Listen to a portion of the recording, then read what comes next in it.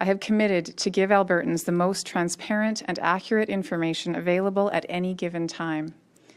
As part of our usual quality assurance process, the team discovered some internal discrepancies that I felt needed to be addressed so that I could feel comfortable we were presenting data that was as accurate as possible.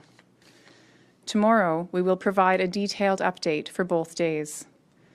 While I don't have detailed case numbers today, I can tell you that about 800 new cases have been identified in the last 24 hours. Currently, 9 hospitals across the province have outbreaks, including a new outbreak declared yesterday at the Chinook Regional Hospital. AHS is working hard to limit the spread and safely manage all outbreaks to protect residents and staff. It is important to remember that hospitals are still safe. If you need urgent care, do not hesitate to seek it. That said, I am very concerned about the level of hospitalizations for COVID in Edmonton and Calgary. We must protect our health system by reducing community transmission. The fact that we are now reporting 800 new cases is extremely concerning. It is most concerning because it means that the measures that we introduced 10 days ago, which may have helped cases plateau over the last few days, are not having enough of an effect. It means that in about 7 to 10 days from now, our hospital numbers will rise further, which means that care for Albertans with other issues besides COVID will be impacted. One significant concern I have is around the high proportion of active cases being identified who attended work or social events while symptomatic. I do have numbers for current cases up to yesterday, and they are concerning. In Edmonton, 9% of active cases worked while they had symptoms. A further 8% visited retail or service businesses, and 8% attended a social gathering. The data is similar for Calgary, where 11% worked while symptomatic and 9% traveled.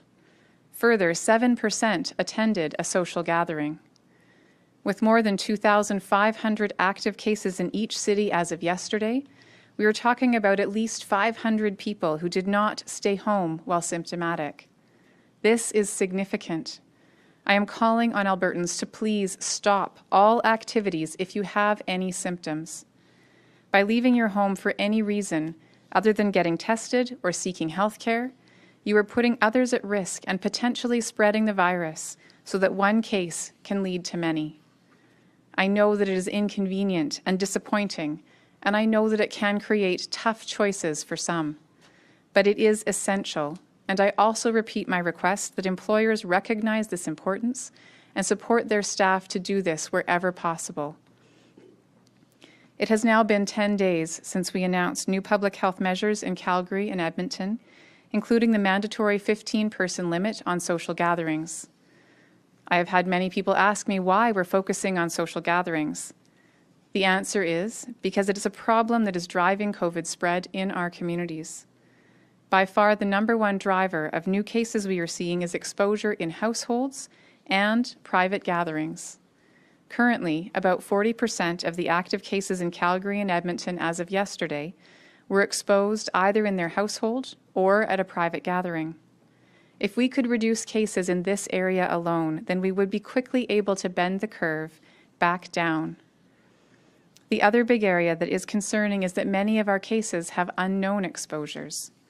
In some cases, this is just because the public health investigation has not yet been completed, but in others, there is truly no known source. This is another problem that can only be solved if we work together.